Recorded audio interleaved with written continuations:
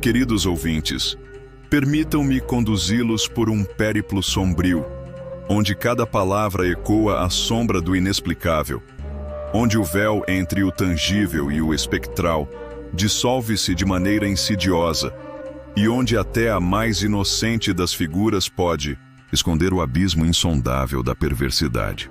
Eis que diante de nossos olhos repousa uma boneca, um artefato que, por sua aparência singela, deveria nos transmitir conforto e segurança, mas que, na verdade, revela-se como um arauto de mistérios insondáveis e uma portadora de uma maldição antiga e implacável. Falo de Annabelle.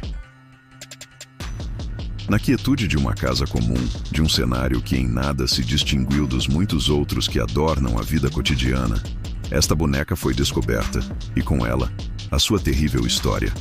Suas feições, simples e inocentes aos olhos de um observador desatento, adornadas com olhos de botão e um sorriso que parecia ter sido bordado por mãos maternas, dissimulavam algo muito mais nefasto, algo que não se poderia sequer imaginar, pois a boneca, à medida que o tempo avançava, tornava-se cada vez mais um símbolo de um poder sombrio e profundo. A história de Annabelle começa de maneira despretensiosa, como muitas histórias de horrores que não conseguimos compreender até que a verdade se revele em toda a sua grandiosidade terrível.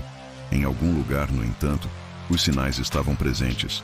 Logo que a boneca foi presenteada à dona, uma jovem estudante de enfermagem, por sua mãe. Um presente que à primeira vista parecia inofensivo, uma lembrança carinhosa, uma coisa de ternura e carinho. Mas havia algo nela que logo não parecia certo. Annabelle, se fosse possível falar por ela, certamente teria se deliciado com o terror que começou a manifestar-se logo após sua chegada. Os primeiros sinais eram sutis e quase imperceptíveis. Uma troca de posição aqui, um braço deslocado ali, pareciam ser apenas acidentes, o tipo de coisa que se atribui à distração ou ao vento, como os movimentos das sombras que, ao cair da noite, brincam com a luz. Contudo, o terror é como uma erva venenosa, e a cada dia que passava, seus efeitos começavam a crescer, tomando forma, desafiando a racionalidade. A primeira pista real de que algo sobrenatural estava em jogo foi um simples pedaço de papel, rabiscado, encontrado por Donna.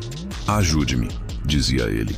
Essas palavras, simples, mas aterradoras, como se de algum modo uma alma perdida estivesse tentando se comunicar através da própria costura que unia o tecido da boneca. O medo, meus caros ouvintes, é um companheiro traiçoeiro, pois por mais que tentemos entender seus sinais, ele é na realidade um eco de algo muito além de nossa compreensão. E foi assim que, à medida que os dias se passavam, os fenômenos aumentavam em intensidade. A boneca começava a se mover sozinha, e com ela, o ambiente da casa transformava-se. Donna e sua colega de quarto, Andy, estavam imersas em uma crescente sensação de desconforto, algo que pairava no ar como um presságio de desastre. Não havia explicação racional para o que acontecia. A boneca estava sendo encontrada em diferentes quartos, posicionada de maneiras que eram evidentemente impossíveis de ser feitas por mãos humanas. Como se tivesse uma vida própria, Annabelle parecia se divertir com o medo que causava. E não parou por aí. Um manto de inquietação cobriu a casa, e com ele vieram os sonhos perturbadores. Donna e Andy viam, durante a noite, Annabelle dançando em cenários onde a realidade parecia se curvar diante do pesadelo. Ruínas imensas, desmoronadas pelo tempo e pela própria tragédia que se desenrolava. Tudo isso como uma alegoria para o que se passava dentro daquela casa, um lugar onde as sombras tomavam formas e onde o medo não era mais um visitante, mas um habitante constante. A busca por respostas começou, como é costume naquelas circunstâncias, com o olhar da razão. Psicólogos foram chamados, tentaram encontrar explicações no campo da psicologia. No entanto, logo ficou claro que a verdade estava além dos limites da mente humana. O próximo passo foi, talvez, o mais ousado e, ao mesmo tempo, o mais desesperado. Chamaram um padre. Mas, como todos sabemos, a linha entre o divino e o infernal é tênue e invisível. E qualquer tentativa de cortar essa linha pode resultar em consequências que estão além de nossa compreensão. Foi aí que a história de Annabelle ultrapassou os limites do estranho e mergulhou nas águas geladas do horror absoluto. No âmago do tormento que cercava Annabelle, um episódio especialmente perturbador destacou-se, envolvendo Lou Thompson, amigo próximo de Donna e Andy. Lou, desde o início, desconfiava da boneca. Ele sentia que havia algo de errado, algo visceralmente maligno, oculto por trás daquele rosto inofensivo de pano e botões. Suas advertências, no entanto, eram vistas como mero ceticismo exacerbado, até que, numa noite fatídica, ele tornou-se a vítima daquilo que antes desprezava, dormindo. No apartamento das jovens, Lou foi acometido por um sonho, ou talvez por algo mais profundo e visceral. No sonho, ele acordava e percebia que Annabelle estava aos pés de sua cama, imóvel, mas com uma aura que parecia absorver a luz do quarto. Antes que pudesse reagir, sentiu algo invisível pressioná-lo contra o colchão. Incapaz de se mover, lutava desesperadamente para respirar, enquanto a figura da boneca parecia observá-lo com olhos vazios e indiferentes. Quando finalmente acordou, ensopado de suor e ofegante, acreditou que tudo não passara de um pesadelo. No entanto, no dia seguinte, enquanto revisava documentos no apartamento, Lou e Andy ouviram ruídos vindos do quarto de Donna, onde a boneca permanecia. Determinado, Lou entrou no recinto. Tudo estava em desordem, mas nada parecia roubado. Annabelle, no entanto, estava jogada num canto, como se tivesse sido descartada às pressas. Quando ele se aproximou, uma dor lancinante atravessou seu peito.